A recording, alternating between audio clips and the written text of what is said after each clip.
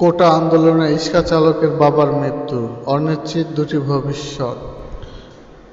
কোটা সংস্কার আন্দোলনকে কেড়ে নিয়েছে বকুল মিয়া নামের এক রিকশা চালকের প্রাণ। এতে অনিশ্চিত হয়ে পড়েছে তার দুটি শিশু মেহেদী হাসান 12 এবং বুজরাত জান্নাত মিতু ভবিষ্যৎ। অকালে স্বামী হারিয়ে দিশেহারা হয়ে পড়েছে বকুল মিয়ার স্ত্রী মনিকা বেগম।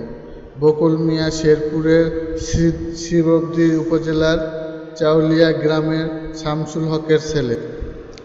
গত 18 জুলাই ঢাকা উত্তরা আজমপুর রেলগেটে কোটা বিরোধী আন্দোলনে গুলিবিদ্ধ হয়ে নিহত হন তিনি। এই ঘটনায় সন্তানের লেখাপড়া নিয়ে সংস্কৃতিতে কাটাচ্ছে মানিক। আজ বুধবার 31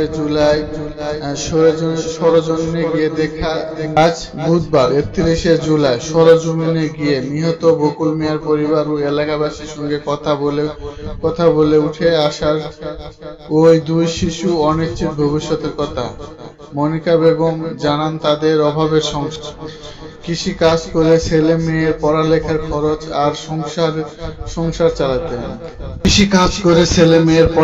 খরচ আর সংসার চালাতেন। গেল ঈদের পর থেকে কাজ কম থাকায় ধার দেনা করতে হচ্ছে তাকে।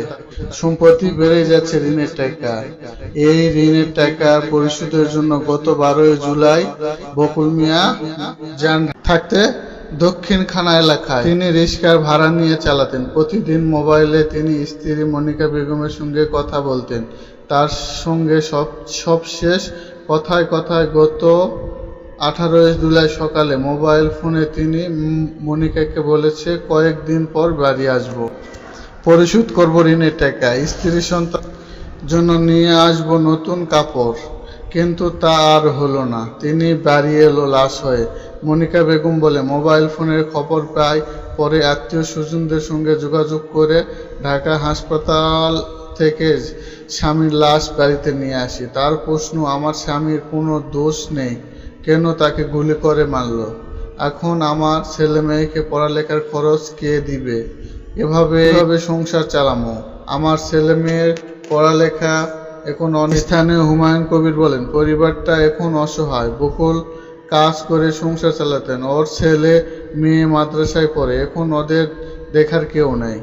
এই বিষয়ে শ্রীবরদীপুর থানা অফিস ইনচার্জ কাইয়ুব খান সিদ্দিক বলেন, এ ব্যাপারে খোঁজ নিয়ে বরচিপা ইউনিয়নের চেয়ারম্যান আব্দুল জলিল বলেন, বকুলের পরিবারের সঙ্গে কথা বলেছি। এই পরিবারটি গরিব, এক ছেলে এক মেয়ে। আমি ব্যক্তিগতভাবে তাদেরকে সহযোগিতা করব। তাদের সহযোগিতা পায় কি পরিবারটি ভালোভাবে চলতে পারবে। প্রিয় ভিউয়ার্স, আপনার